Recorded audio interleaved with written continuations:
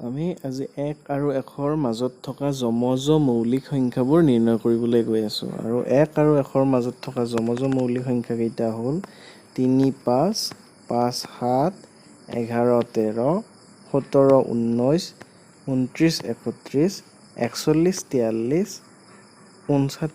৬১ ৭১ আৰু ৭৩ এইকেইটা যমজ মৌলিক বুলি এইটো কাৰণতে কোৱা হয় যে প্ৰতিযোৰ মৌলিক সংখ্যাৰ মাজত একোটাকৈ যৌগিক সংখ্যা আছে মানে আমি যদি ক্ৰমিক সংখ্যা চাবলৈ যাওঁ যে ৩ ৪ ৫ ৩ আৰু ৫ৰ মাজত এটা যৌগিক সংখ্যা আছে ৩ মৌলিক ৫ মৌলিক তাৰ মাজৰ যৌগিক সংখ্যাটো হ'ল ৪ ৩ ৪ ৫ ঠিক একেদৰে ৫ ৬ ৭ মানে ৫ আৰু ৭ৰ মাজত ৬ আছে ঠিক একেদৰে ১১ ১২ ১৩ ১১ আৰু ১৩ৰ মাজত ১২ আছে ঠিক ১৭ ১৮ ১৯ ১৭ ১৯ৰ মাজত ১৮ আছে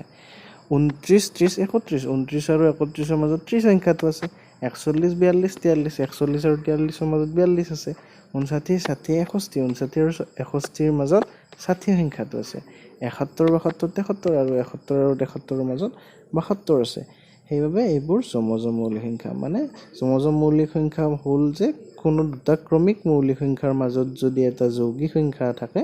তেতিয়া সিহঁতক যমজ মৌলিক সংখ্যা বোলা হয়